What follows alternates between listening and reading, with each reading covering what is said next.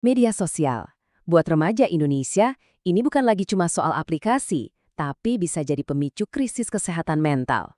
Hari ini, kita bakal bongkar dampaknya. Dari peringatan resmi pemerintah sampai apa yang bisa kita lakukan. Oke, kita mulai dari yang paling atas ya. Ini bukan lagi cuma obrolan di media, tapi sebuah peringatan serius langsung dari Menteri Kesehatan sendiri.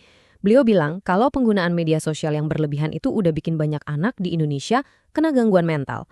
Jadi seberapa gawat sih sebenarnya masalah ini sebenarnya?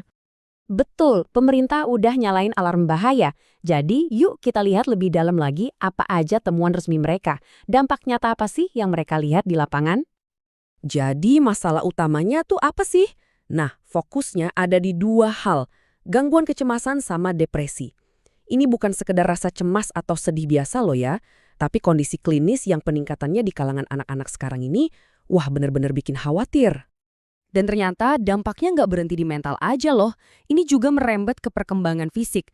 Para ahli nemuin adanya peningkatan masalah psikomotorik, terutama fenomena yang mungkin udah sering kita dengar, speech delay, atau keterlambatan bicara pada anak-anak. Terus penyebabnya apa? Wah, ini udah jelas banget. Para peneliti nemuin hubungan langsung nih.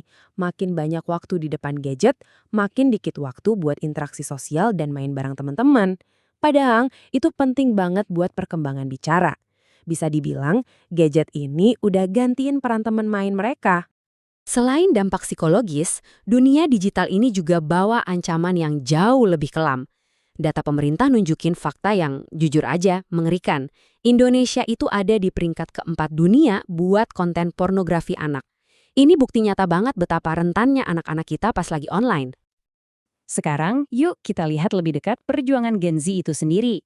Angka-angka ini bakal nunjukin ke kita seberapa dalam masalah ini sebenarnya. Oke, siap-siap ya, karena angkanya ini bener-bener bikin kaget. Ada studi dari Universitas Indonesia yang nemuin kalau 95,4% remaja kita itu pernah ngalamin gejala kecemasan. Coba dibayangin, itu artinya hampir semua remaja di sekitar kita pernah ngerasain hal itu. Dan gak berhenti di situ. Di kelompok yang sama, 88% ngelaporin pernah ngalamin gejala depresi. Ini udah bukan lagi masalah perorangan ya. Ini tuh krisis skala besar yang gak bisa kita cuekin gitu aja. Jadi, batasannya di mana sih? Kapan media sosial jadi berbahaya?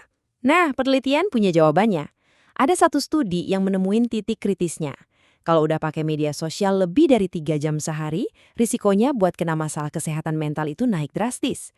Ada garis tipis banget antara hiburan sama bahaya. Terus kenapa bisa gitu? Ya karena platform-platform ini emang dirancang pakai kayak psikologis. Perbandingan sosial yang nggak ada habisnya, terus ada cyberbullying, ada FOMO atau rasa takut ketinggalan, plus tekanan buat tampil sempurna. Semua ini pelan-pelan ngegrogoti rasa percaya diri remaja. Tapi, apa media sosial itu 100% jahat? Ya tentu nggak juga. Biar adil, kita harus lihat ini kayak dua sisi mata uang. Ada sisi gelapnya, tapi ada juga sisi terangnya. Di satu sisi, media sosial itu bisa jadi jembatan buat koneksi. Tempat kita ngobrol sama teman, nemuin komunitas baru, berbagi ide. Tapi di sisi lain, dia bisa jadi racun, memicu kecanduan, jadi arena cyberbullying, bikin depresi, dan ngebuka pintu buat konten-konten berbahaya. Oke, kita udah tahu risikonya, kita juga udah tahu manfaatnya. Pertanyaan besarnya sekarang, gimana caranya kita bisa ngambil alih kendali lagi? Gimana caranya kita bisa punya hubungan yang lebih sehat sama teknologi ini? Nah, buat para orang tua, ada 3 langkah kunci nih. Pertama, ngobrol terbuka sama anak, tapi jangan ngejudge. Kedua, bikin aturan yang jelas soal screen time. Ketiga, tetap pantau aktivitas online mereka. Kuncinya itu 3, komunikasi, aturan, dan keterlibatan. Dan buat kalian para remaja, kalian itu punya kekuatan loh buat ngontrol ini semua. Coba deh mulai dengan bersih-bersih feed kalian. Unfollow aja akun-akun yang bikin kalian ngerasa insecure. Terus belajar kenali kapan harus log off dan istirahat. Dan yang paling penting jangan pernah takut buat ngobrol dan cari bantuan ya.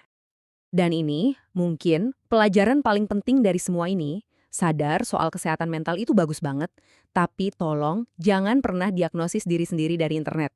TikTok atau Instagram itu bukan psikolog. Kalau ngerasa ada yang nggak beres, bantuan profesional itu satu-satunya jalan buat dapat diagnosis dan penanganan yang benar. Jadi, ini semua ngebawa kita ke satu pertanyaan terakhir. Dunia digital ini bakal terus ada, dia nggak akan kemana-mana. Pertanyaannya bukan lagi jika, tapi bagaimana. Gimana cara kita, sebagai satu masyarakat, ngebentuk dunia digital ini jadi tempat yang lebih aman dan lebih sehat buat generasi setelah kita? Jawabannya ada di tangan kita semua.